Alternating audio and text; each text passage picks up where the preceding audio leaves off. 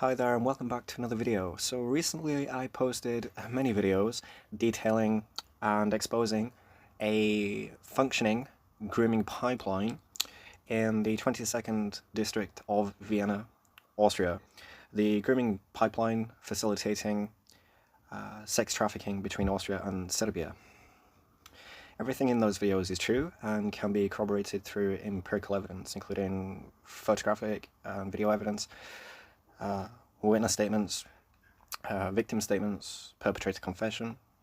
I have had longitudinal access to the environment itself for nearly 3 years, and also I've had access to multiple domains of the life of one of the victims, and have been able to assemble a large data set to analyze the victim's risk profile, her psychological state, her vulnerability and susceptibility to exploitation.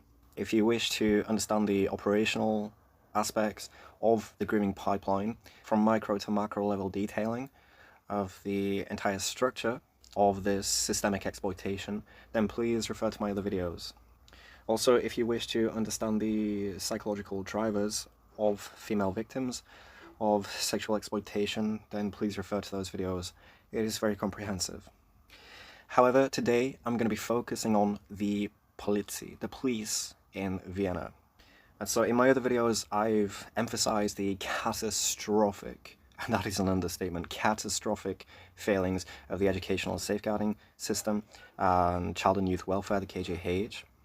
Also the police, but in this video I'm going to be specifically focusing on the police and why, personally, I believe that their actions reveal corruption. There is an argument to be made for simple incompetence. However, I think the evidence that I have clearly aligns with my allegations of intentional malpractice, misconduct, and corruption.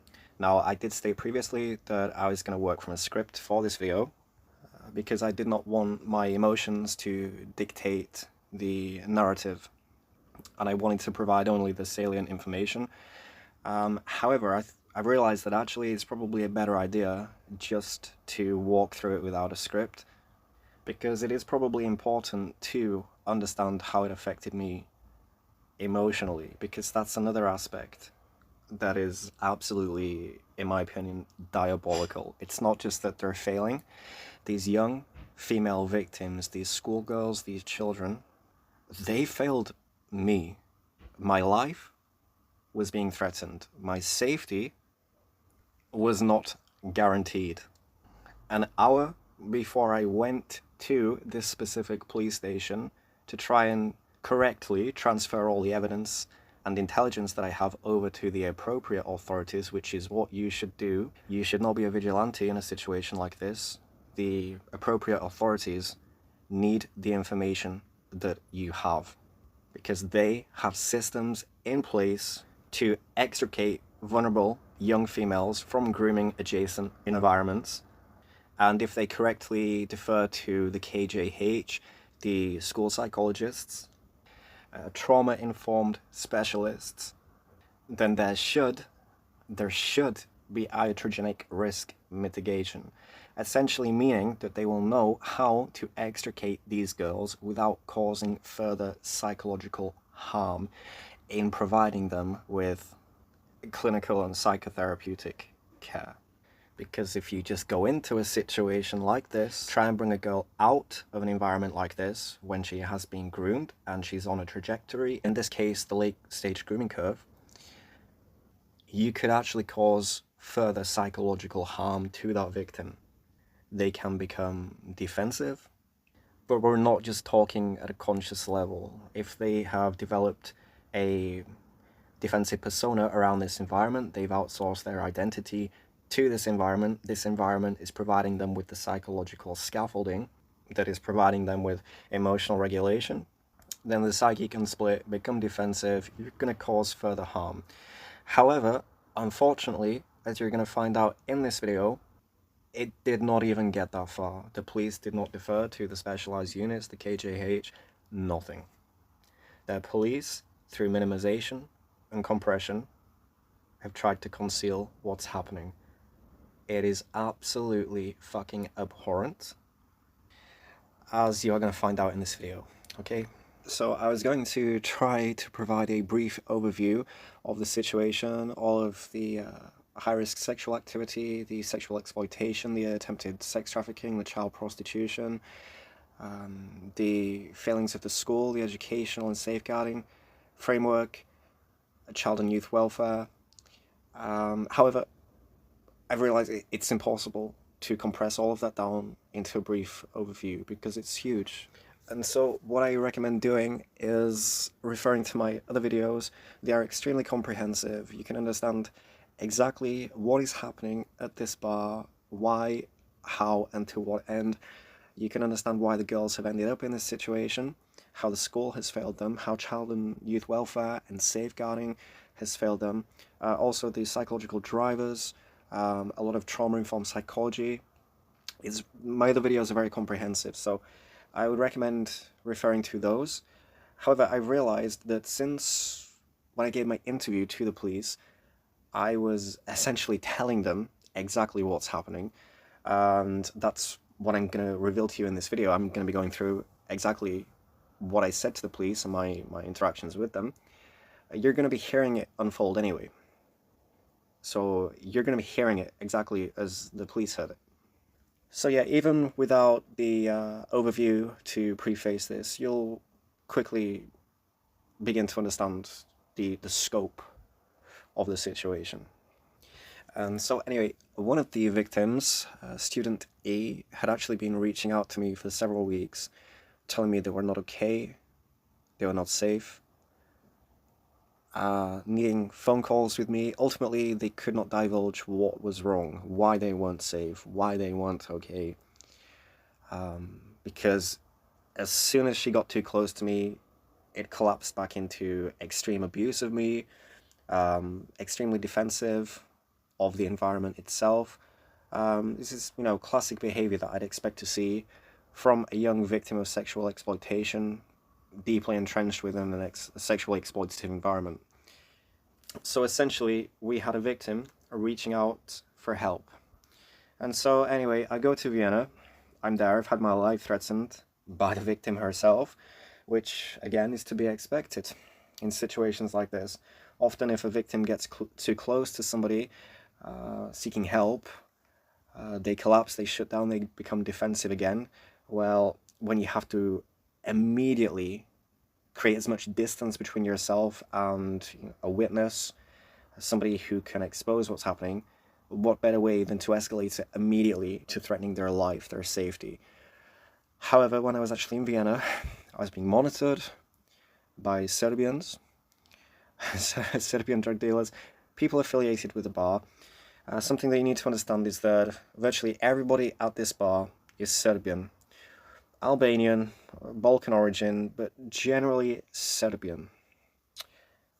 We're mostly talking about Serbian men who are involved in this grooming network and this sex trafficking between Austria and, yep, you guessed it, Serbia.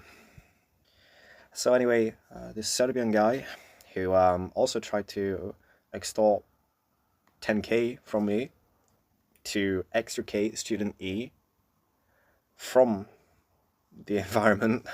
Again, as I keep saying, if none of this was real, if I really was schizophrenic, deluded, as I keep being told by everybody, the student E, one of the victims, I'm constantly being gaslit, having my reality inverted. If there is nothing there, why am I constantly having my life threatened? But also, sorry bro, I cannot help you, I have no credit left. But then suddenly, if you have like 10k, maybe we talk. So yeah, basically wanting 10k to extricate student E from the saloon bar and the system of exploitation. And yet apparently nothing is going on. So anyway, this guy ultimately turns on me. He threatens my life. Anyway, I end up at a police station because this information, this intelligence belongs with the appropriate authorities, as I already mentioned. So I go to this police station. It is... I cannot remember the name specifically, but it is a police station in the 10th district. This is Favoriten. And the station is opposite the Hauptbahnhof main train station. It's directly opposite Interspar. And yes, I did only go to this one police station. You could say that, well, this was just a single point failure. Well, that may be so, but it was still blatant corruption and misconduct. And again, that's why I'm doing these videos, because it needs to go beyond that specific station. It needs to go to a municipal level. But I digress. So I go to this police station. I've had my life threatened. Probably less than an hour before, probably 30 minutes or so. I'm filled with cortisol, I'm cold, I'm alone, I'm frightened, I'm in a foreign country. Everybody wants to harm me. The person that I'm trying to protect, she's just abusing me, threatening me. I'm a broken man. And, I'm hyper vigilant. Am I going to die? What's going to happen to me? But also, how are the police going to treat me? And once I step foot in that police station, there's no turning back. There could be profound consequences for the female victims, for student E herself, that I have wanted to avoid at all costs, but I could not extricate her from this situation. Any intervention of mine would fail. I couldn't do this anymore. The police had to know, and I couldn't walk away without reporting to the police, because knowing what I know, that would have been unethical. And this girl's life is genuinely in danger. And so I go to this police station opposite the Hauptbahnhof main train station. Now, in other countries, for example in the UK, you walk inside a police station, it's nice and warm. There's posters on the walls, everything looks very official, police insignia everywhere. You can walk up to a desk. However, you can't do that here in Vienna. And so you walk in, I'm lacking the architectural terminology for this, but basically you walk in off of the street, but you're still exposed. It's just like a little shelter off of the street. So you go in there, and you just have to stand in the cold and wait until eventually a police officer comes to the door. Now actually, there was a little window with a seat, so presumably it is supposed to have somebody sat there, but there wasn't. So again, I don't know if that's a staffing issue, but that doesn't seem right. But this police station was absolutely fucked, as you're about to find out. That's the least of their problems. So I'm stood there, it's piss-soaked, stinks of ammonia, I'm looking around, I'm hypervigilant, am I going to be attacked any minute? And in my pocket, I'm holding a note. It's written in Deutsch, because I want to communicate efficiently using correct police terminology in German so that I transfer only the salient information to the authorities. Now, what's written on this piece of paper is devastating. I have had longitudinal access to a system of exploitation of female minors, attempted human/sex trafficking, child prostitution, provision of controlled substances to children, provision of strong alcohol to children, rape of a minor, threats to my life. It's even for Vienna, this is big. And then at the bottom of the note, it says that I've had my life threatened numerous times for the information that I possess. I wish to be interviewed extensively. I'm willing to offer myself. I'll stay here all night. I want you to interview me rigorously so that you know everything. But please, I would request protection. Because basically, I am an informant. I've been within this system. I'm coming to the police as an informant. And I've had my life legitimately threatened. I want to give you this information, so in exchange, please can you provide me with protection? So it's huge. I have a nuclear bomb in my pocket. This note is a nuclear bomb. Even for Vienna, this is a big deal. But I'm waiting. And I'm waiting. About 40 minutes passes by. Eventually, an officer comes to the door. He opens the door. There's somebody else who's been waiting. He speaks to him first. There's also a girl who'd only been waiting around 10 minutes. He spoke to her even though I'd been there longer. And then he started walking away and shutting the door. And I was like, hello, what about me? So I hand him the note. He starts reading it. And he reads it. He hands me the note back and says, yes, but you will have to wait. And he slams that door. He slams that door so aggressively, despite the urgency of the note. He says I'll have to wait, but he's so passive-aggressive, and he slams the door. And I turn to this other civilian who'd been waiting there with me, and I said, wow, I don't understand what I've done wrong. And he was like, yeah, I know, like, he was really nice to me. And I was just like, I don't think he's happy about what's on that piece of paper I just handed him. So anyway, I'm waiting, and waiting, and waiting. 50 minutes goes by, and then eventually an officer comes to the door. A completely different officer this time. And he asks me, how can he help? And so he has no knowledge of the note. That police officer who read the note, the implications of the note, and that, this is basically an informant who's had his life threatened. He made me wait, but he went back inside the police station and failed to even mention it to any of the other officers. And that was the last I saw of him. I never saw that police officer again. The whole time I was there for the next 2 hours, I never saw that police officer again. He went back inside after reading my note, told me I'd have to wait, but he didn't communicate with any other officer about what was on that note. So 50 minutes later, the second officer comes to the door, and I have to start all over again. So I hand him the note.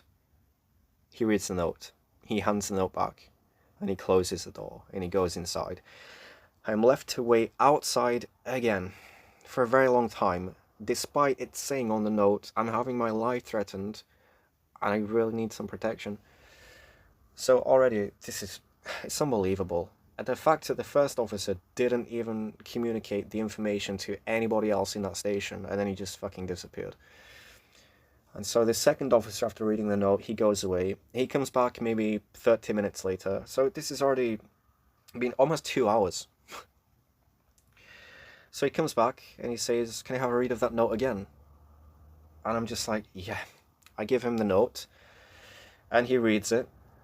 And then he tries to hand it back to me again. Now, I've given this note now to a police officer 3 times. And it keeps being handed back to me. So this time I said to the officer, no, please do not give me that note back. Keep that note. I want you to keep that note. Thank you. Now, at this point, I'm having to tell them how to do their fucking jobs. Okay, that note, immediately, they need to take it inside the station and file it. That note in itself should now be evidence. So I said to him, please do not hand me this back for a 3rd time. Is it 3rd or 4th time? I don't know. Please keep it. And so this time he did. And he goes back into the station. Now, this is where it gets really weird. There's a lot of officers in that station. And then I notice the officer, he was a large guy, he's been about 6'3", 6'4". He goes inside, he's got my note, and there's a bald male officer and a younger female officer. So there's these 3 officers. The one who took my note, I'll call him Officer 2, bald officer, and female officer. And they're stood and they're talking. But what are they talking about? Well, occasionally the female officer looks up and glances at me. It's highly likely they're talking about me and how to deal with me. And so they're talking and talking. The other officers, who are peripheral by this point, they start disappearing. And then they've gone. And then there's just these 3 officers left. Second officer, bald officer, female officer. The female officer then comes to the door. She says to me, do you know the names? And I say, yes, I know everything. Do you know the locations? Yes, I know everything. Do you know this? Yes, I know everything. Okay, please wait. And then she goes back inside, and they're talking again. Now, I want you to consider that on the note, it says, it specifically says, I've had longitudinal access, I've witnessed everything personally, everything is documented and can be corroborated, I know names, locations, I know everything. It literally communicates that on the note itself. The note is so comprehensive, they don't need to ask me anything. It literally says on the note that I do know everything, I know names, locations, everything. So why did she come to the door asking me, do I know the names? Yes, of course, I know everything. So she goes back inside. And then she comes back to the door again. And once more, do you know the girls involved? Yes, I know everything. Do you know where? Yes, I know everything. And that's my answer to everything she's asking me. I keep looking at her in the eye and I say, yes, I know everything. She closes the door again. By this point, I've been stood outside for 2 hours, despite clearly communicating, my life is potentially in danger. Fuck me. So, eventually, she comes back and she lets me in. Okay, look, so I just want to stop for a moment. Everything in this video, I'm just stating what I observed. These are the facts. So I'm avoiding overreach, I'm avoiding speculation, and when I eventually do claim intentional malpractice, police corruption, it is because I have enough evidence beyond reasonable doubt to be able to make that claim. However, at this point, I'm just going to suggest something that you may consider just supposition. This is just subjective.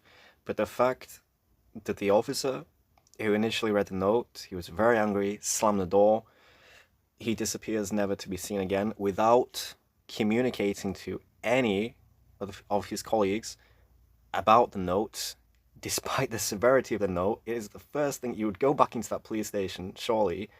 You'd be shocked. You'd be like, oh my god, so this guy outside, he's got this note, he's been a witness to organised crime involving children, minors, sex trafficking, human trafficking, right? But he doesn't. And he's just gone, never to be seen again.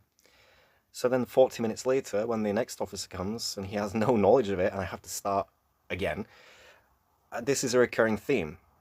He goes away, comes back, asks to see the note again, goes away, comes back. Like, even before any claims of corruption, upon reading that note, they should know what to do in this situation straight away. Even I know what they should be doing. So the fact that they do not know what to do with this information immediately, and they've got to go away, come back, go away, come back, ask to see the note again, they don't even stop and think, hang on, I'll just take the note with me into the station. That should be filed as evidence to document that this guy has been. There is a paper trail. If the guy runs away, if he gets cold feet and he runs away, at least we've got this paper trail documentation. If something comes out further down the line, independently, if we uncover something, or if a victim comes to us, we'll have this as evidence that somebody at some point tried to come to this station and intervene and transfer information to us. So they should have just taken it and kept it. Don't keep handing it back to me. But also, you should know in that situation, shit, this is a priority. Yeah, take the note, go inside, converse, but get this guy in the station as quickly as possible. We need to get him off of the street as quickly as possible. It's just absolutely insane that they had no fucking clue what they were doing, to the point where they didn't even know to just take the note and file it as evidence. But even besides that, rather than keep coming to the door, just keep the fucking note. Keep the note. I mean, how inefficient is it to keep going to the door and asking somebody to read the note again? Just take it. Common sense.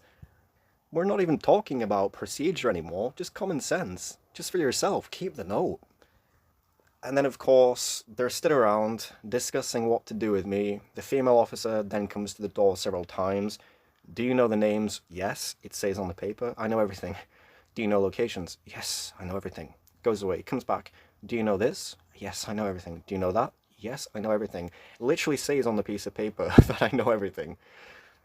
Now, considering that like 2 hours have passed during this time, there's a lot of stalling here.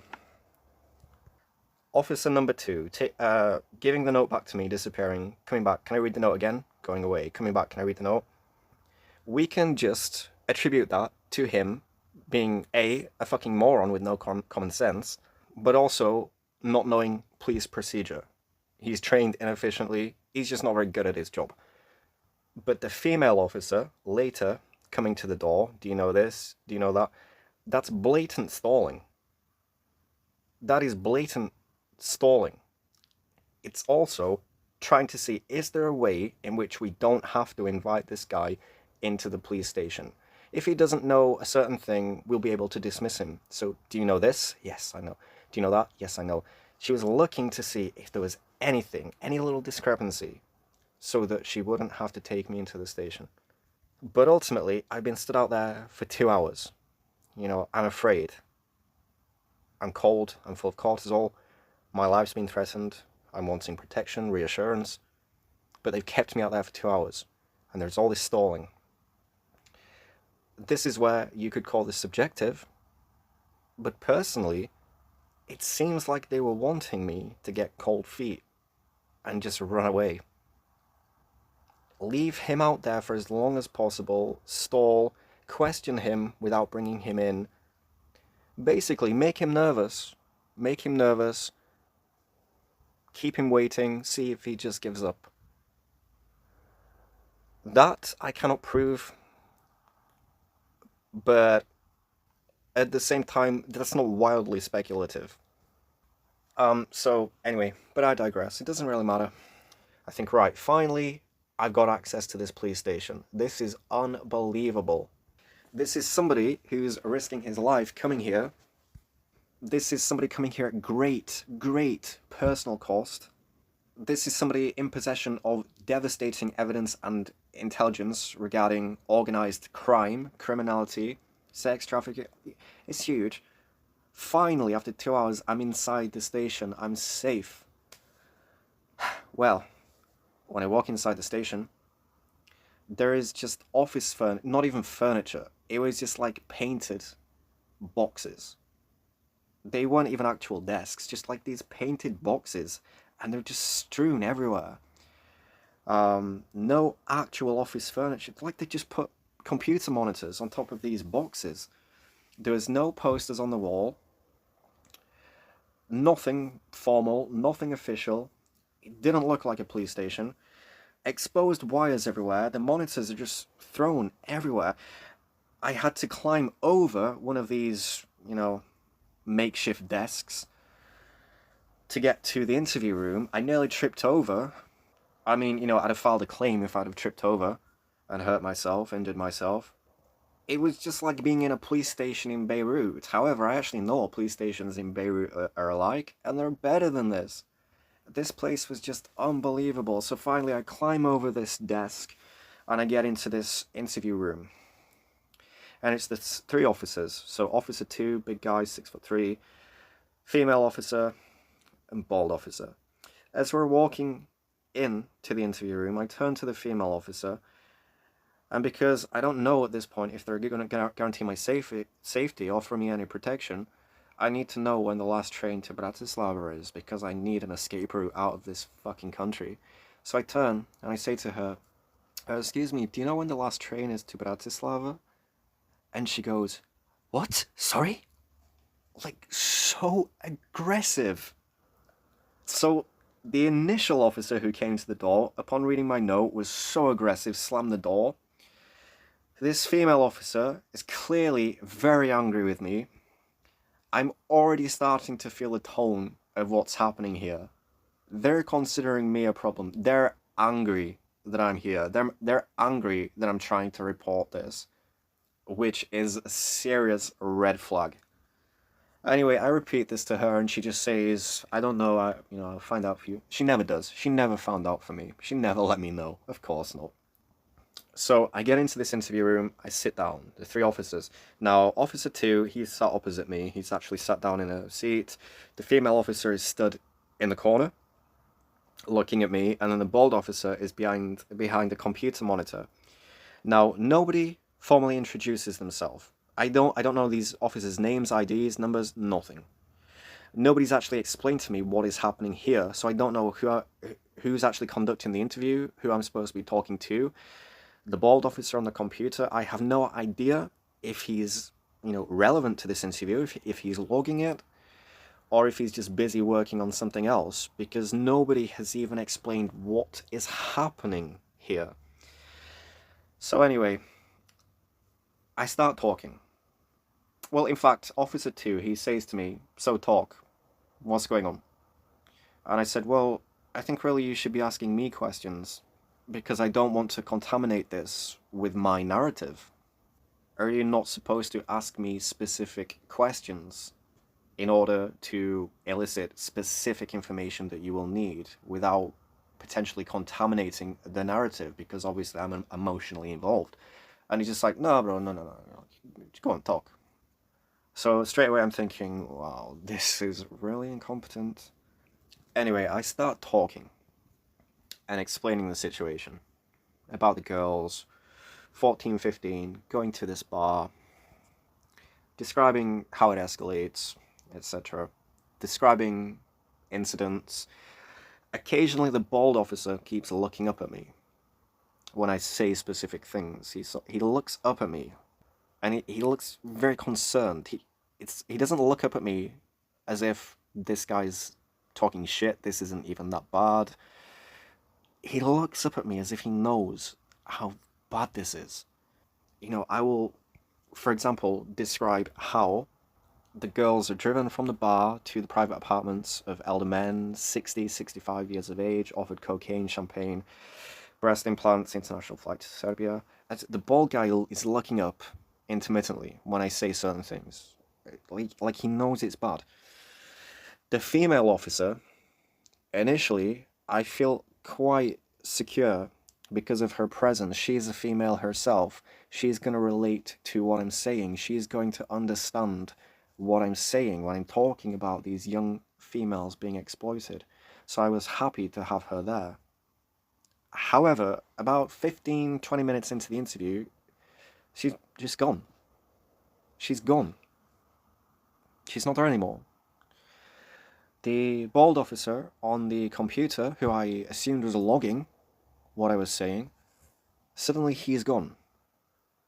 And so I realize, nothing's been logged. Everything that I'm saying right now is not being formally logged. And it should be. Because this is serious. And this needs to be accessible from other police stations, between other officers, between other systems, KJH, specialized units, trauma units, exploitation units. It doesn't matter. At the end of the day, you're giving an interview, it should be logged. It's that simple. And so I realized this isn't being logged. Everything I'm saying right now isn't even being documented. So I'm now alone in this, I wouldn't even call it an interview room, with this officer, Officer 2. And I want you to consider that, at this point, I'm under immense pressure. I'm trying to hold it together. I'm trying to, articulate everything efficiently. And it's very interesting. The more competent I became, the more I revealed that I'm psychologically literate, trauma-informed, that I understand grooming trajectories and mechanisms, psychological drivers. As when it became apparent that I knew exactly what the fuck I was talking about, that's suspiciously when the female officer and bald officer bolted and just went and left me alone with this one officer. And I didn't realize at the time, because I was just filled with cortisol and adrenaline. It took me days for everything to catch up with me and for me to realize what happened to me at that station. That was not right. But at the time, I wasn't really questioning it because I was just trying to communicate, transfer this information. I had 1,000 things on my mind. So I wasn't literally answering him back by saying, "That's wrong, this is wrong." I didn't do any of that. And also because of the power imbalance, they have authority. But looking back, this one officer was clearly tasked with minimization, compression, and getting rid of me as quickly as fucking possible. So anyway, it's just me and Officer 2. Now, remember how I explained to you iatrogenic risk mitigation? And I also just mentioned that the longer I stayed there in the police station talking, the more my competence became apparent. The more competent I became, I was suddenly hyper-functioning. All this information was just pouring out of me, but concisely and efficiently. And ultimately, it was only salient information. And so, relative to iatrogenic risk mitigation, I proceeded to tell him about the interpersonal dynamics between the victims. And I said, essentially, in this bar, I had not revealed the name of the bar at this point, but within the saloon bar, just for you and I, student E her sexuality is being leveraged by student N. Now, these two females are in a highly enmeshed dyad. This is dyadic enmeshment. It's basically being formed by these two girls being isolated just to each other within 7 years of the school system. Now, I explain dyadic enmeshment in my other videos, so if you want to learn more about the psychology of that, please refer to my other videos.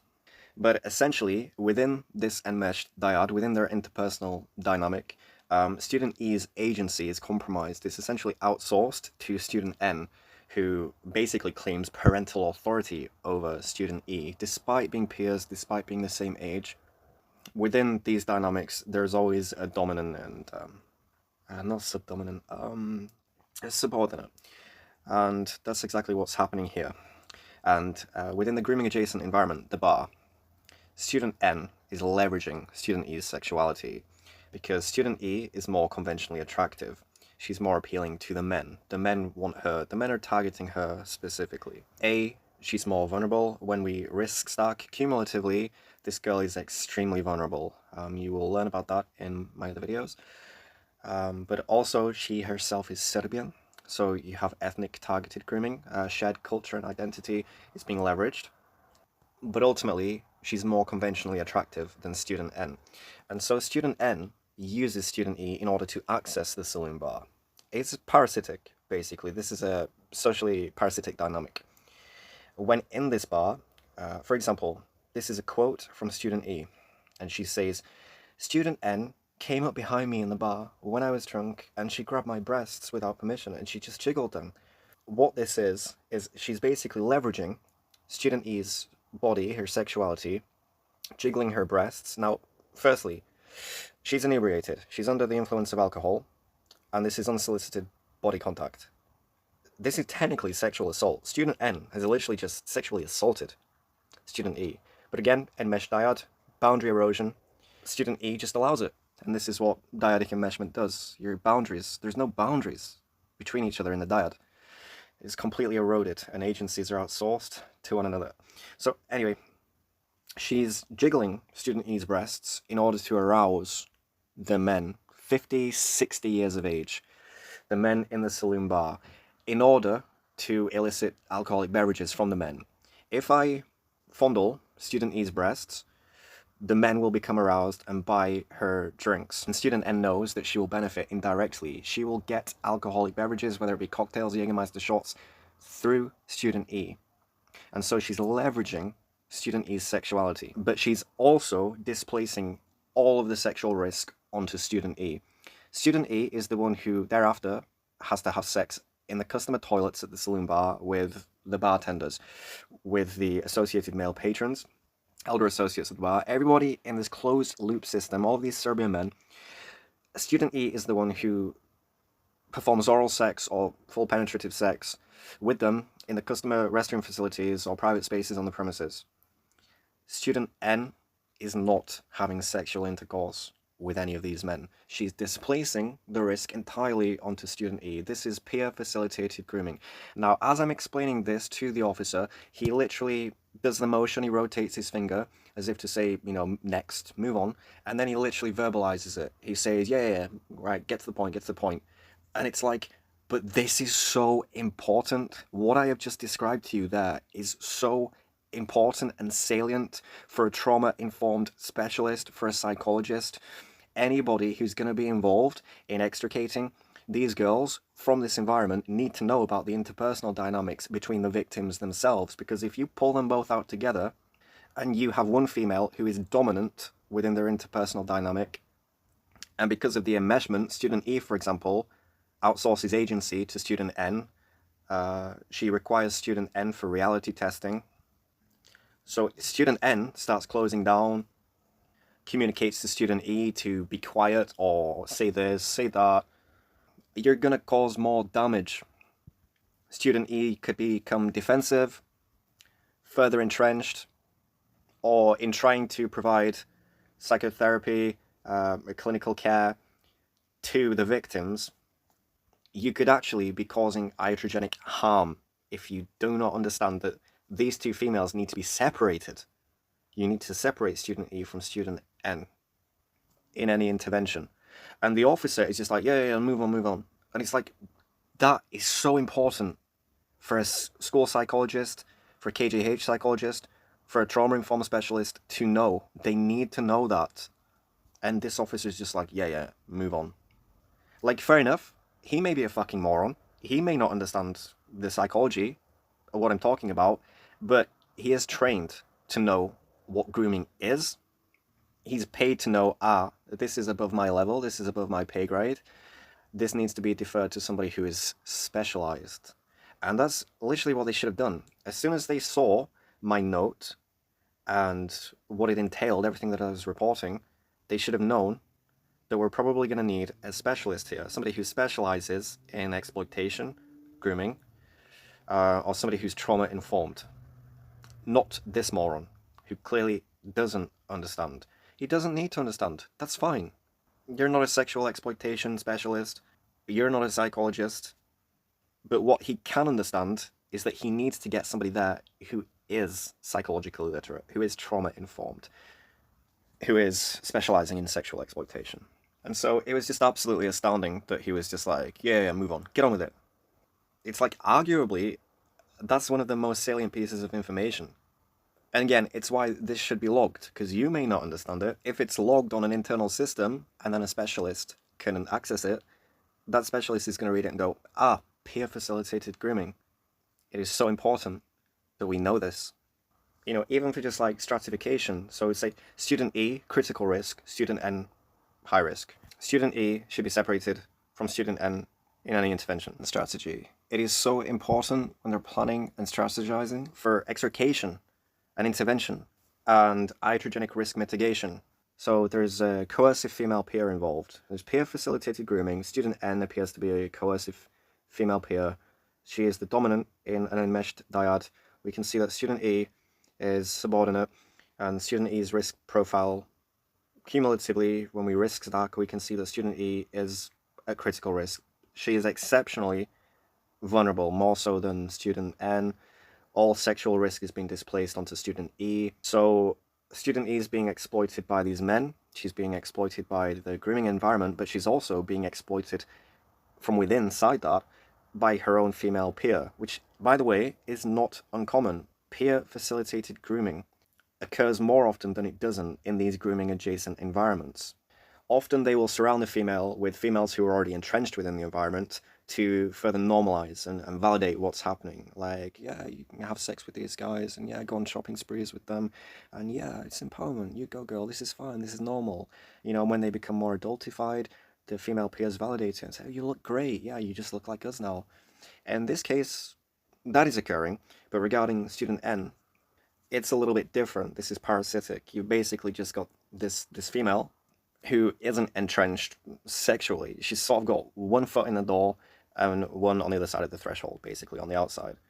Probably is quite conscious of what's happening to student E, that she's being exploited and groomed, but student N, seemingly, is only concerned with leveraging student E so that she can benefit indirectly from accessing this adult social space and the, you know, adult privilege and status that comes with it through student E. So it's very complex. So anyway, back to the interview, and this is where it gets very disturbing, and you'll see that this officer, he's just compressing and using minimization to make all of this go away. So what you have to understand is, you have me sat in this station. There's one person. Now everything that I'm reporting snowballs, and you end up with 1,000 problems. You have investigations, trials, prosecutions. I mean, the workflow is going to be gargantuan. The resources required. There's hundreds of men involved, by the way. There is so many individual crimes, but there's also a lot of negligence on the school's part, which I will mention in a moment. Educational and safeguarding framework has failed catastrophically over 7 years. For example, the school, the KJH, Child and Youth Welfare, Child Protection, individually they've failed. For example, the school has failed to connect the dots. They will have made observations, made notes about, for example, student E. Over the years, they would have recognized the dyadic enmeshment between student E and student N, because teachers are actually trained to observe that and identify it, because it can actually be very dangerous. Because when you're isolated in a dyad and you depend on each other for co-regulation, but also reality testing, it forms a closed loop system, and then this essentially amplifies each other's issues. It becomes an echo chamber. It can cause cognitive dissonance, cognitive distortion.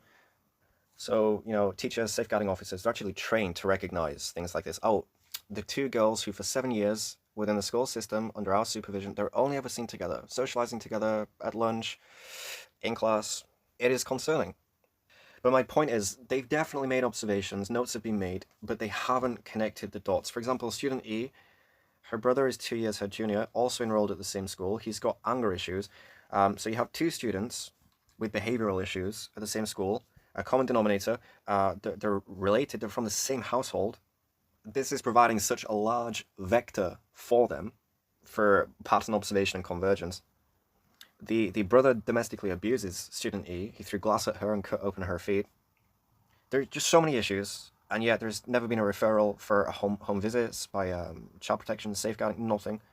But I'm digressing. My point is, the school is culpable for so many failings, and some of them are a lot more severe than what I just mentioned.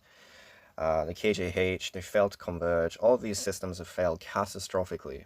And what's happened to student E over the past 7 years? If everything I'm reporting is processed correctly, the school has to be investigated. Even the fact that the school were eventually made aware, and it should have triggered both Section 32 and Section 78 under Austrian law, which is essentially KJH involvement, but also police involvement, and it's not happened.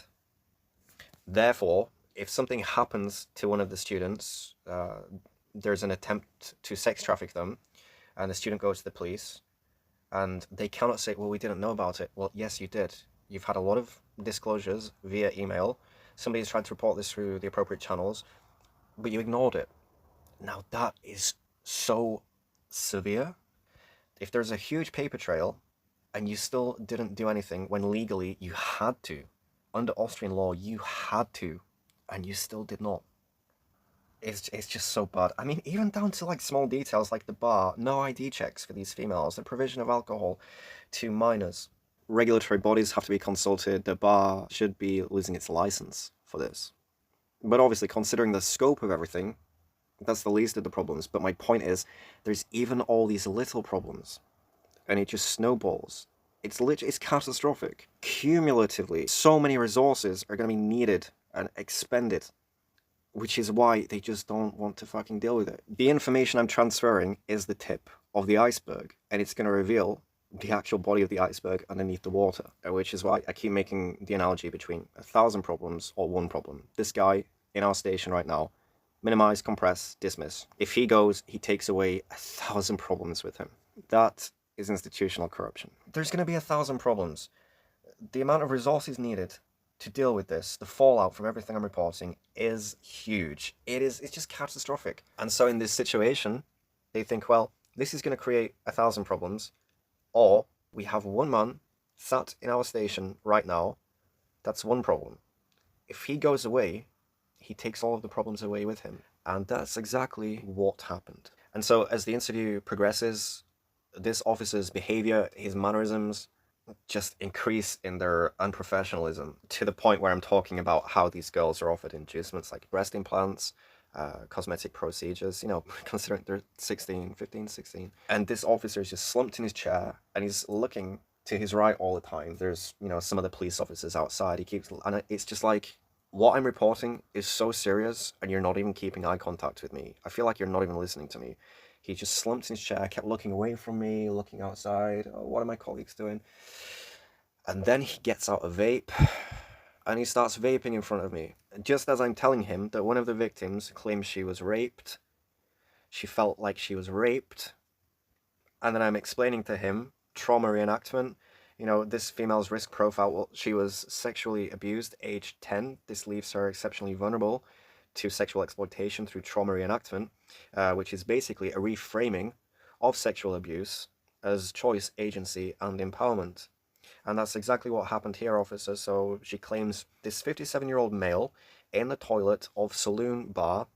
She said, I think he raped me. He was so rough with me. But then days later, she was saying, I think I liked it. I think it's just my kink. Classic trauma reenactment. It's a psychological survival mechanism to reframe abuse as empowerment and agency so that victims feel like they are the ones in control, but they're not. And as I'm telling him this, I'm talking about rape.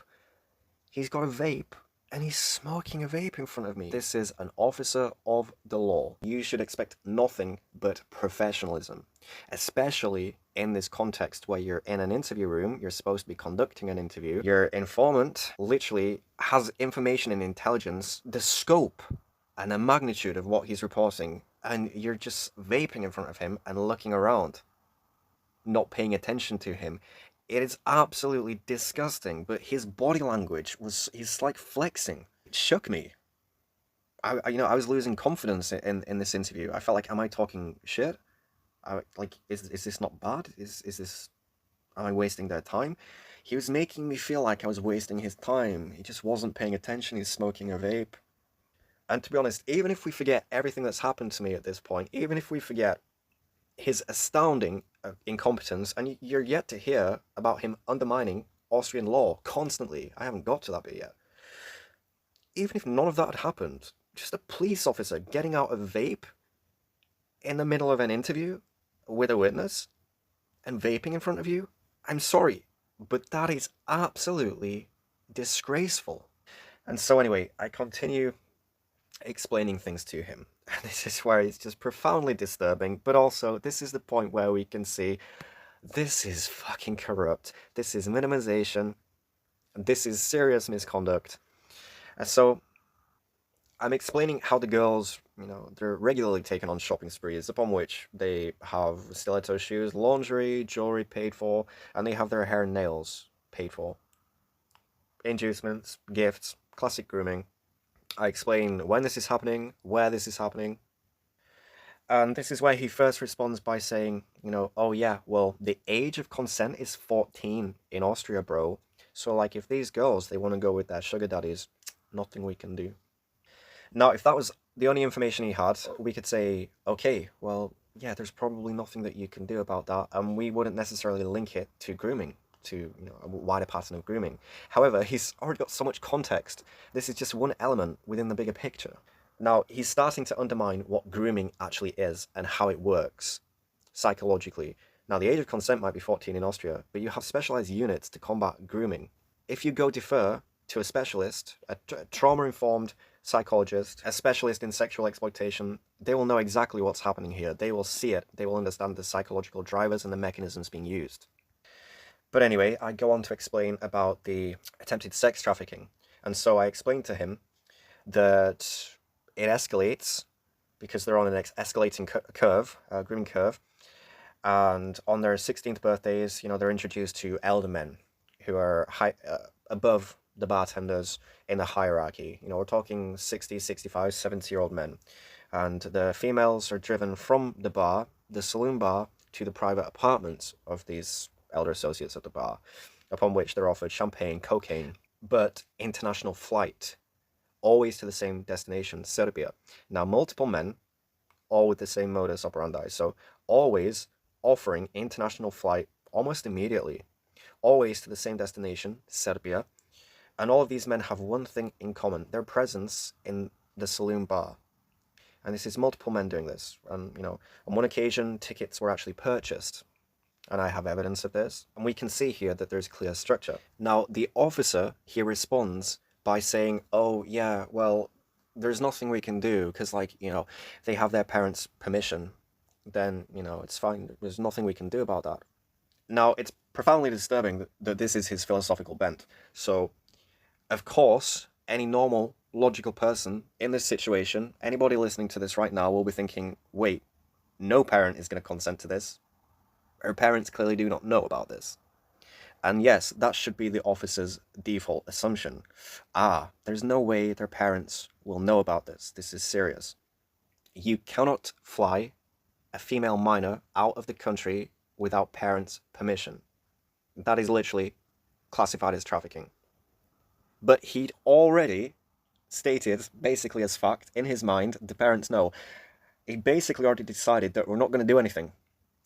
Therefore, he defaulted to, if they have the parents' permission, there's nothing we can do. And I'm like, of course they don't have the parents' permission. That should be your default assumption. And then I go on to explain how the grooming escalates further by their 17th birthdays. For example, student E is regularly taken to hotel rooms with multiple elder men. Group sex, after which she is paid in currency. There is a direct transference of currency. And the officer, again, compresses, minimizes, by referring back to the age of consent. And he says, oh, well, we can ask the girls, do you choose this? Is this your choice? And if they say, yeah, they want this, they want to go with their sugar daddies, nothing we can do, bro. Age of consent is 14 in Austria. So again, undermining what grooming is, how it works, and the fact that you literally have the fucking infrastructure in place to deal with this. They recognize this. They recognize everything I'm trying to tell you and all the information I'm trying to transfer. Go defer to them. It's what you should be doing right now. But also, regardless of the age of consent being 14 in Austria, which in my opinion is absolutely disgusting, you do not go ask the female, do you want this? Yeah. Nothing we can do, bro. She says she wants it. Age of consent is 14. No, I've just told you there's direct exchange of currency. Therefore, this has now become prostitution. This is transactional. It's prostitution. Furthermore, they're minors. It's underage prostitution. It's child prostitution. That is nothing to do with the age of consent. You do not need to go ask the female, do you want this, to intervene. At the moment this becomes prostitution, child prostitution, you need to investigate, you need to intervene. This is prostitution of a child, regardless of the age of consent being 14. Now, he must know that. If he doesn't know that, he shouldn't be a police officer. This is serious incompetence, so he needs investigating anyway, because he's directly undermining Austrian law and EU legislation regarding prostitution of children and trafficking of children. But if we look at the wider pattern, it's highly likely that he knows, and he's just minimizing in order to dismiss me so that I go away and take the problems away with me. So what next? Okay, so we have provision of cocaine, controlled substance, to minors. Now, I explained to him how cocaine was introduced to the female victims. For example, student E, it was introduced to her shortly before his 17th birthday. So she's 16 at this point. She's introduced to cocaine, and I just explained to him, cocaine is introduced because it is, basically serves to emotionally blunt victims and increase their impulsivity and risk-taking where high-risk sexual activity and sexual exploitation is occurring. Now, any grooming specialist will recognize that immediately. And so this officer who keeps compressing by referring back to, well, age of consent is 14 in Austria. See, controlled substances, that's illegal anyway, even if she was an adult. But this is a child, this is a minor. These are adult men providing a controlled substance to a minor that is highly, highly criminal. Nothing to do with the age of consent. And again, it requires investigating, especially when I've got evidence, photographic evidence, victim disclosure, to corroborate this. And also, I haven't even mentioned yet that these females, when they're having sex with the bartenders on rotation, every single bartender at the saloon bar in the 22nd district of Vienna has had sexual intercourse, for example, with student E on rotation. multiple times, after which she receives texts saying, don't get attached, it was a one-time thing, or I'm married, this is our special little secret. Classic grooming adjacent behavior.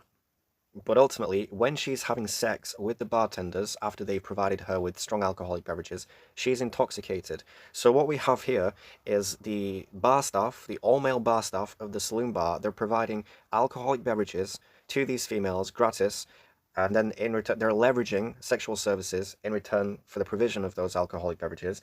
Student E goes to the toilet, the customer restroom facility in the saloon bar on the premises, has sexual intercourse with them or performs oral sex upon them. She's intoxicated. So regardless of the age of consent being 14, this is a female minor being provided with strong alcohol, which is illegal, by the way. Like, even that alone, the bar should lose its license. There's no ID checks or anything. Why would there be? They know the true ages of these girls. It's essentially plying them with alcohol. And all these men who are associated with the bartenders, it's a closed-loop system. All the men know each other. They're plying these minors with alcohol, and then the female minors are engaging sexually when inebriated. That changes things. This becomes criminal. Nothing to do with the age of consent being 14. This is sex with intoxicated minors after plying them with alcohol, the provision of which is illegal. But of course, this officer then says to me, oh, well, like, technically, it's not illegal, if it's like a certain alcohol. Now, again, he's just dismissing it and he's minimizing it. A 16-year-old can legally drink a certain type of alcohol. However, not strong alcohol. Now, strong alcohol, spirits, for example, cocktails, strong vodka-based cocktails, Jägermeister, that is illegal. This is the provision of strong alcohol. It's illegal to provide this to a minor. He's already decided it will have just been, I don't know, a glass of mead, and she'll have been eating a meal when she had it. This is all legitimate. Because he knows his job is to just minimize and dismiss me. Again, his default was, oh, she was probably just provided with alcohol legally, as opposed to the obvious, which is strong alcoholic beverages, which is illegal. Again, same thing with the sex trafficking. Oh, well, with the parents' consent, there's nothing we can do. It's like, of course she doesn't have the parents' consent. Why is that your default? But yeah, anyway, I go on to explain that I literally have perpetrated confessions. So upon returning to the private apartments of these men associated with the saloon bar, the girls are, of course, offered travel to Serbia frequently, but one specific male literally says to student E that he would like to fly her to Serbia to have sex with his entire village and even his own father. That is an open admission of his intent. Sex trafficking for the purpose of sexual exploitation and prostitution. Why are the females not running away when they hear this? Well, because of normalization. Incrementally, over the past 2 years, this has been normalized to the point where they're now so confident that they can just say it out loud. And if they are saying it out loud, then it must be okay. So that's what the females see. He's saying it out loud, it must be okay. It's just boundary erosion and normalization. Classic grooming, and an exploitation-informed specialist would recognize it immediately. Go get one here now. But of course, no. We also have an adult male saying that he wishes for student E to be his girlfriend, but still to have sex with other men. Pimping. This is perpetrator confession, and it's documented. I have the evidence of this to substantiate this claim. I have corroborable evidence. So anyway, I go on to explain the school. So for example, school prom. Security guard, 60 years of age, fraternizes sexually with student E. Now, is he employed by the school or through an agency?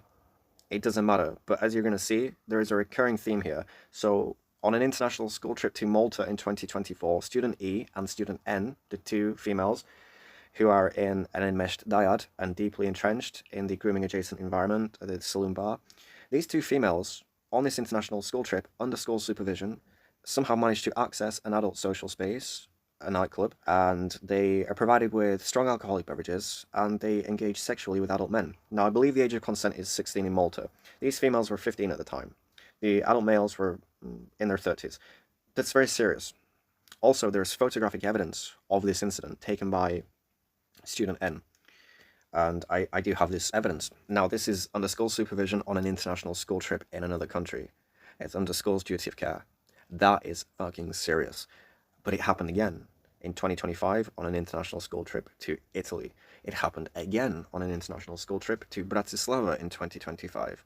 And this is all happening under school supervision. So there's sexual activity occurring at the school or under school supervision on international school trips, which is obviously relevant to what's happening right now with the saloon bar and the grooming pipeline, because it shows that this behavior, this normalization of such high-risk activity, sexual activity, and the age perception distortion and boundary erosion of these females, believing that they are adult women, accessing adult social spaces and adult privilege, dressing age inappropriately.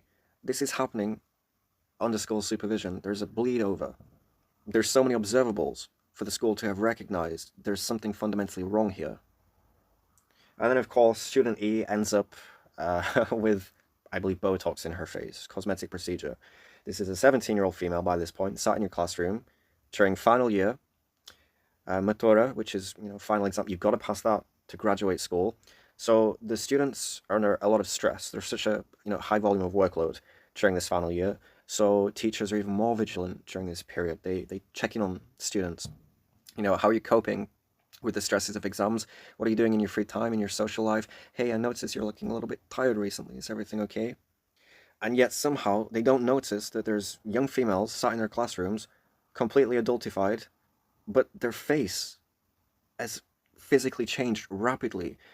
Teachers are trained to observe these kinds of fluctuations, whether it be hormonal malnutrition or signs of abuse, just any kind of weight fluctuation. It's not necessarily abnormal. But when the change occurs overnight, and it's obvious that this is the result of a cosmetic procedure, which is illegal, and you're still not doing anything, you're still not connecting the wider patterns, you can see the school is so culpable for what is happening, so negligent. And as I'm trying to explain this to the officer, he says to me, oh, well, yeah, like, for the school, that would probably just be like a fine. And I just look at him and I say, okay, but there's not going to be a fine. Because this isn't being logged. It's off the record. The only way the school can receive a fine is if this is logged, it's investigated, it is proven. But also, let's be honest, they wouldn't just receive a fine. This is severe. Investigations, internal reviews. This school would be fucked, to be honest. It wouldn't just be a fine. But even if it was, there isn't going to be a fine, because this isn't being logged. So how is the school going to be investigated and held to account if you're not logging it? It's unbelievable. Yeah, bro, it would probably just be like a fine for the school. Really? Probably? But also, it's not going to be a fine. There's going to be no fine, because there's going to be no investigation, because you haven't logged any of this. So you see, it's absolutely astounding. This clearly isn't incompetent. This is blatant minimization and compression. This is corruption.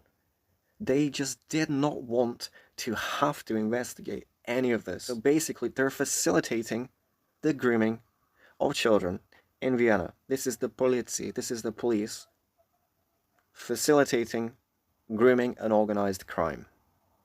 So anyway, the interview is about to terminate. He says to me, well, you haven't said what the bar is, you haven't given the names of the victims, so here you go. And he hands me a piece of paper. It's not a formal piece of paper, it's not official police stationery, it's literally a scrap piece of paper that he's just ripped from somewhere. So I write down the name of the bar, I write down the name of some of the girls involved, there's like half a dozen, and also the school, and some other information, and he takes the piece of paper. Now that is highly sensitive information, highly salient information, that requires logging into a system immediately.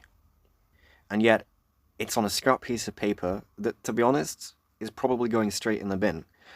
Going by the tone of this station and all the officers present, and particularly this officer's, it's highly likely that it went straight in the fucking bin. And then he's just like, that's it. So I stand up and then I say to him, but wait, I have hundreds of photographs of these men with these females holding up bottles of champagne, cocaine. I have so much text-based evidence. He's just booked me on a flight to Serbia. He's rich. Oh, this guy, he gave me cocaine. Oh, I went to a hotel room with multiple grandpas for group sex. They even paid me. I have all this evidence, and he just said to me, no, we don't need that. We don't need that. What we will do is, we will just send a plainclothes officer to the bar, order a glass of water, look around, see if he can see anything. I'm thinking to myself, you're going to walk into a bar and order water and have a look around. They're definitely not going to know that he's a narc straight away. I mean, come on. And then he says to me, oh, well, it's not like in the movies. We're not going to be, looking through the windows with binoculars. And I'm just like, well, yeah, clearly you don't want to expend any resources whatsoever. I never thought that looking through windows with binoculars was even going to be considered. But also, I know that that's not how it works. Clearly, I'm the one who knows how this works, more so than you. You know nothing, and you're the police officer. Yet you're patronizing me by telling me, oh, it's not like in the movies, we're not going to be spying through the windows. I'm like, yeah, you don't need to fucking spy through the windows. You can just take all of this information, all of this evidence that I have, and start building an investigation without doing any of that. That's how it should work. Literally, it's what you should be doing. Like, under your own law. Your own Austrian law that you've been in contravention of multiple times throughout this interview. Firstly, you should not be telling me what you're gonna do. The protocol here is containment. You do not let me know about your operations. You are the police, I am a civilian.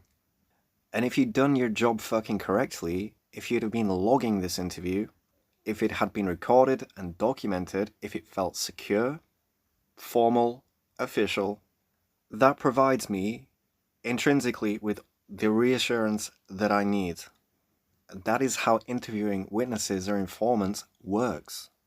If you show your competence, then the witness, the informant, will automatically take confidence in your abilities and trust the procedure. You, as the police, should not have to turn around at the end of an interview and say to the witness or informant what you're going to do. That is not how you give reassurance to them. This is all about containment. You do not reveal to me what you are going to do. And I had to tell him to stop. I said, I don't want to know what you're going to do. Why? Well, because I could go out there and jeopardize a whole fucking investigation. I can contaminate this now because you've told me what you're going to do. This is just fucked up. This is so incompetent. But if we're being honest, they weren't actually going to do that. He was just telling me any old bullshit at the end of the interview to make it appear to me like they're going to do something. But also, you're going to send one officer into a bar for one drink and he's just going to look around. What is that? What's he going to uncover? What's he going to find? You'd have to be very lucky to walk in there at the same time that some underage females are in there. You could miss them by 30 minutes. You could miss them by an hour. What are you hoping to achieve with that? Whereas you have all this evidence right here. I can transfer it to you. This is empirical evidence. You've got the faces of the men. You've got the names. You've got pictures of them that are exceptionally incriminating. These girls in the private apartments of these men holding up champagne, their faces pressed against the faces of these schoolgirls with cocaine on the table and captions. Oh, he's just booked me on a flight to Serbia. He's rich. You don't want that evidence. Oh, no, bro. We don't need that. But you're gonna send a plainclothes officer to the bar for a glass of water to look around and see if he can see anything. He doesn't need to do that. You have enough here to start an investigation. But I want us to stop now and stand back and look at everything that's been stated in this interview. Now, pretty much everything in the interview has been refuted through compression with reference to the age of consent. Age of consent is 14 in Austria, bro. We can't do anything. Now, all the age of consent being 14, all that is a 14, 15-year-old girl saying, I chose to have sex with this adult man. And that is literally all that it rationalizes. That's all that it legitimizes. That's all that it covers. What the age of consent does not cover is the provision of controlled substances to minors. For example, a 13-year-old doesn't go, oh, I can't use cocaine yet. Oh, wait, I'm 14 tomorrow, then I'll be able to use cocaine. No. The provision of a controlled substance to an adult is criminal. The provision of a controlled substance to somebody of minor status under the age of 18 is highly criminal. The age of consent does not cover that. Okay, so transactional sex. So sex in hotel rooms with multiple men for direct payment. That is prostitution. The age of consent does not cover that. You are under the age of 18, you have minor status, but you're being paid for sexual intercourse. That's child prostitution. That is highly criminal, and the police need to act. So already we've got two things where the police legally have to act. And this officer, according to him, nothing we can do. Age of consent is 14, bruh. We have the provision of strong alcoholic beverages to minors. Age of consent does not cover that. That is illegal. Multiple men booking flights between Vienna International Airport and Belgrade International Airport. The age of consent does not cover that. If you hold minority status, you are under the age of 18. An adult male cannot fly you out of the country. That is trafficking. Age of consent does not cover that. That is highly illegal. 60-year-old adult male security guard employed by the school fraternizing sexually with a student holding minority status, a child. That is criminal. The school has to be investigated. But again, it wasn't a one-time thing. High-risk sexual activity is regularly occurring, either at the school or directly under school supervision. 15-year-old female engaging sexually in a country where the age of consent is 16, under the influence of alcohol. Illegal, all under the school supervision. Again, grossly negligent. It's serious. It needs investigating. So cumulatively, already, you can see that there's so many serious incidents here that on their own, in isolation, just any one of these things demands serious police investigation. Just pick one, anyone. That alone is serious. Cumulatively, this is so fucking bad. All of this, criminal. And then this is when you can start tying things in because of the context. They're technically not illegal, but they help to corroborate what is happening that is illegal. So, for example, 15, 16-year-old schoolgirls being taken regularly on shopping sprees by these elder men, whom the officer referred to as sugar daddies. Oh, if these girls want to go with their sugar daddies, nothing we can do. Age of consent is 14, bro. Yes, but it's now corroborating evidence adjacent to actual criminal activity, which is very important for building a case and obviously taking this to trial. So taking the girls on shopping sprees of itself is not illegal, but it's adjacent to obvious criminal activity. It is substantiative. It is substantiating evidence. Let's see, what else do we have? Offering of breast implants to 16-year-old schoolgirls, cosmetic procedures. Some of them have actually occurred. Criminal. It's illegal. And something else I want to mention is, do you remember the note? At the bottom of the note, it said that I had my life threatened and I wanted protection in return for the intelligence that I'm providing. I didn't get any protection, but even that alone is serious. Now, I said to him during the interview that I'd had my life threatened by victims themselves defending the environment, by men involved in this environment, the saloon bar, and he just didn't take it seriously. So I had to tell him, okay, 30 minutes before I came to this police station, my life was threatened by an adult male, a Serbian male. He said he was going to kill me. Now, the officer, he just said to me, was a weapon drawn? And I said, no, the weapon was not drawn. And he said, oh, okay, nothing we can do.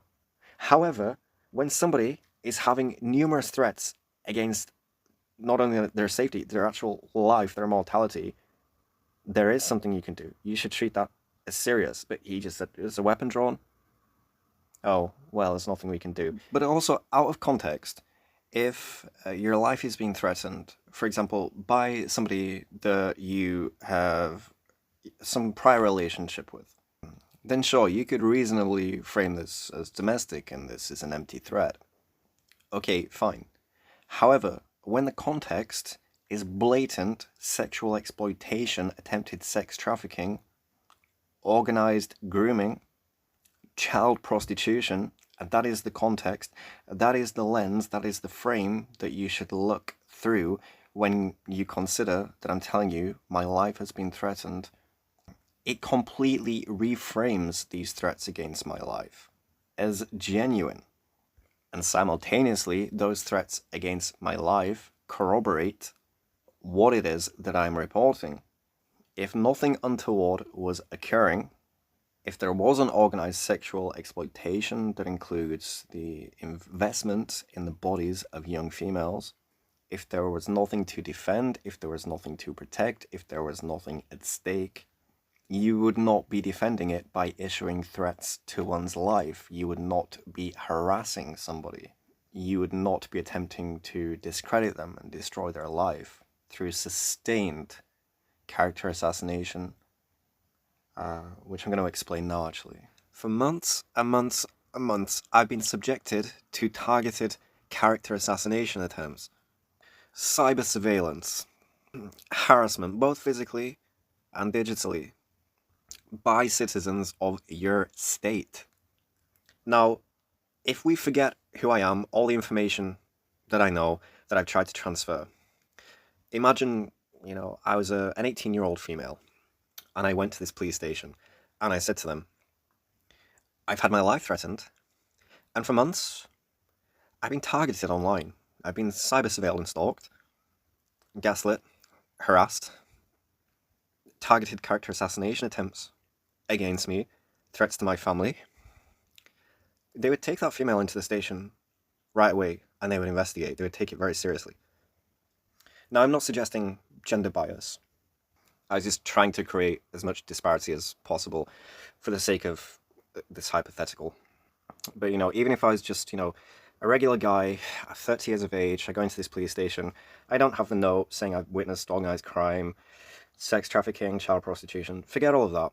Let's pretend my reason for going to this station was because I'd had my life threatened, not by one person, not two, multiple people, that I'd been targeted for months, cyber surveilled, stalked, harassed, false accusations, my family have been targeted, my religion has been attacked, my sexuality has been attacked, my neurotype has been attacked, and ultimately, I think my life's in danger. They would take that so seriously. Yet, throughout all of this ordeal with the police and my transferring of all the information relative to the systemic exploitation of these young females and the organized crime, by relation to that, they haven't even given any consideration to me and what's happening to me. And that's my point. If we remove everything that I know, if all I came there to report was that I've had my life threatened and I've been targeted and harassed, it requires investigation. But basically, since they dismissed everything anyway, age of consent is 14, bro, nothing we can do about this, nothing we can do about that. Oh, we'll just send a plainclothed officer to just order a glass of water and just look around. That's not highly suspicious at all. Yeah, since all of that is apparently legal in Austria, which it isn't, and you're just going to dismiss it, okay, dismiss it. But what about me? What about the threats to my life? The harassment? These are all perpetrated by citizens of your state. Whether I'm here or I'm at a remote location, I'm being targeted by those citizens of your state. Basically, everything that I told this officer, any point that I raised, literally everything, was refuted and dismissed through minimization and compression. Literally everything. You can see that that is not incompetence. From the very beginning, it was an agenda, not to take anything he says seriously and to dismiss it. That is corruption beyond reasonable doubt. Because when we actually break everything down and we look at what's actually being reported, even one incident in isolation is severe enough for a serious investigation. But if you look across the interview, cumulatively, how much is being reported, and also when we do converge, when we connect everything cumulatively, we can see, okay, well, this is organized crime. There is movement of controlled substances, attempted sex trafficking, underage prostitution. This is sexual exploitation with structure. It's fucking huge. But according to this officer, everything, literally everything, is legal because the age of consent is 14. Now, after the interview concluded, what did I do? Well, I had to run to the train station and flee the country under cover of darkness because I realized these guys are highly fucking corrupt. If it's not gangsters or drug dealers who are going to kill me, I don't know what these guys are capable of because I have absolutely no trust in the Polizei anymore. Nobody's going to protect me here. And the police were just angry with me for even being there. And so I fled the country. And I just remember getting to Bratislava. I had to make my way to the airport. That was a whole ordeal. I eventually got to the airport. Like 7 hours until my flight. So I just found a quiet, isolated corner in the terminal, and I just collapsed. After everything, I just collapsed. And my body just wanted to shut down. I thought I was dying. I felt like I was dying. Just a horrifying experience. And just to re-emphasize, even if I didn't report anything, all of this highly salient information that was all corroborable through empirical evidence, photographs, etc. So much evidence, even if I wasn't reporting anything. The fact that I went to a police station and said, I've had threats to my life, I'm not safe, please help me. They should have brought me in off of the street immediately. Immediately. This is somebody who could have run to a police station because they've just had their life threatened. We need to get them inside immediately because their life could be in danger. But what happened to me? I was left out on the street for 2 hours. They were stalling. Ultimately, no protection. It wasn't even mentioned, again, at any point in the interview. You know, at the very least, they could have escorted me from the station to the train. Even that would have sufficed, but no, nothing. And so yeah, this is Favoriten police station adjacent to Interspar, at the Hauptbahnhof, the main station in Vienna. The police station itself is absolutely chaotic and disgusting. It is a fire hazard. The public should not even be allowed in it. I nearly tripped over a makeshift desk and a load of cables. Nothing at this police station was logged. It was all off the record. You got police officers vaping in front of witnesses to crimes, trying to give interviews. You've got officers not communicating amongst themselves. Remember the first officer, how he failed to go back into the station and transfer that information to anybody, just anybody, any of his colleagues, is astounding. The blatant stalling, the aggressive tone, making me feel like an inconvenience, but ultimately, that interview, no officer introduced themselves, nobody explained what was happening, who was conducting the interview. Your officer, in trying to dismiss me, was in contravention of not only Austrian law, but EU legislation, over and over and over again. And we can clearly see that this wasn't incompetence. This guy, yeah, sure, he could be absolutely fucking moronic, but that's only on top of the fact he was intentionally doing this. It is blatant that he was intentionally doing this. Oh yeah, the school would probably just like receive a fine or something. Oh great. And how's that going to happen? What's going to be the process resulting in that fine?